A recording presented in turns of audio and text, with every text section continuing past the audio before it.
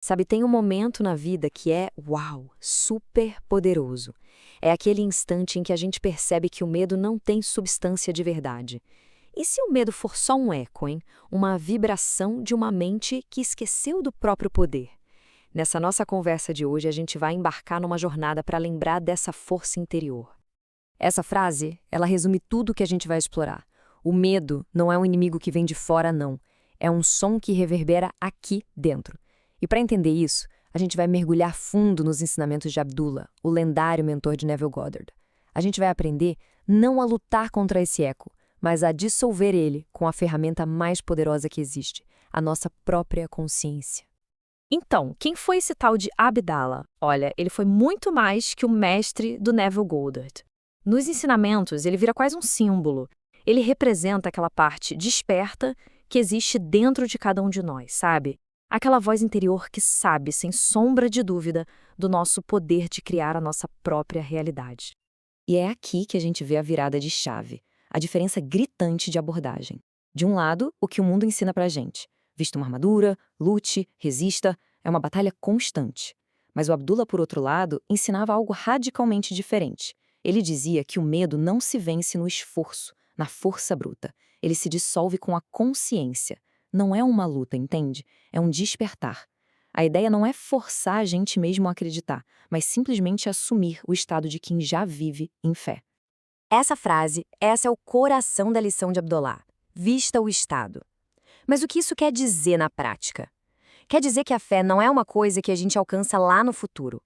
É como uma roupa que a gente veste agora. A nossa consciência cria a experiência, e não o contrário. Ter fé é simplesmente vestir o sentimento da realidade que a gente quer. É sentir a calma de quem já encontrou a solução antes mesmo dela aparecer no mundo físico. Para deixar esses conceitos que parecem meio abstratos em algo bem prático, o Abdallah usava umas metáforas geniais.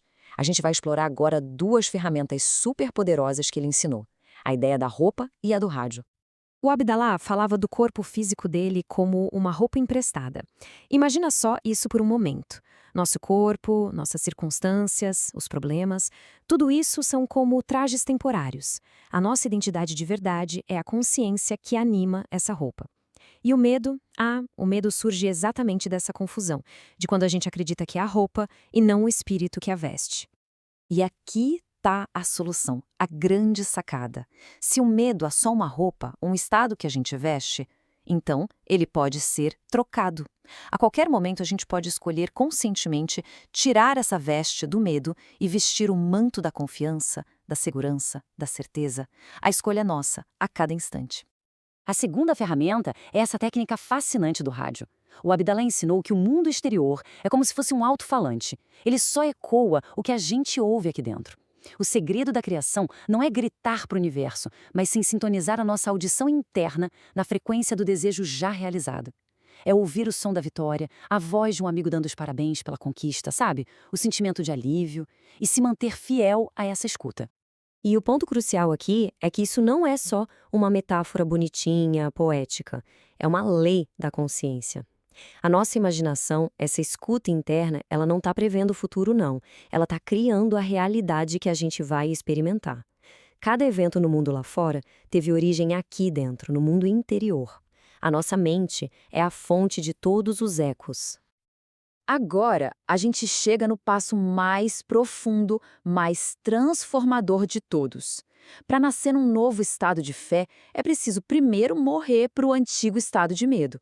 Vamos entender o que o Abdallah queria dizer com essa tal de morte simbólica. A pergunta que fica é: como é que se faz isso na prática? Como que a gente abandona uma identidade que carregou a vida inteira? A resposta está em entender que essa morte é, na verdade, uma libertação. Essa morte não é para ser dolorosa, muito pelo contrário, é libertadora. É o ato de abandonar aquela identidade que era definida pelas circunstâncias, pelo que os cinco sentidos mostravam. É soltar aquele eu que vive com medo para dar espaço para o nascimento de uma nova consciência, aquela que sabe que é a causa de tudo que vê. Essa frase do Abdallah para o Neville é chocante, né? Mas ela revela uma verdade muito profunda. Muitas vezes o medo se disfarça de perfeccionismo, daquele receio de errar. O que o Abdallah estava dizendo é que a fé exige ousadia, exige coragem para a gente abandonar essa prisão da cautela excessiva e assumir nosso poder criador, mesmo que isso signifique errar aos olhos do nosso velho eu. A gente precisa morrer para a necessidade de ser perfeito, para poder nascer para a liberdade de criar. Ok, depois dessa morte simbólica, depois de atravessar o véu do medo, o que vem? Não é mais luta, não é mais esforço. É um estado de paz, de certeza e de criação sem esforço algum. É o que chamam de descanso do Criador, ou o selo da fé. É muito importante entender que esse descanso não é preguiça, de jeito nenhum. Pelo contrário, é um estado de um poder imenso. É o repouso que vem da certeza de que aquilo que foi assumido na consciência já é um fato. Nesse estado, a luta para de existir e a gente começa a permitir que a criação se manifeste. E as características desse estado são bem claras. A ansiedade some. O desejo, que antes era uma ânsia, vira uma memória calma de algo que já aconteceu. É na quietude que a fé realmente floresce. E o mundo, sem que a gente faça força, começa a se reorganizar para espelhar essa certeza interior. O verdadeiro trabalho de criação acontece no silêncio. E assim, a gente chega à conclusão central dessa nossa jornada. A consciência não é só uma parte da realidade, ela é a única realidade.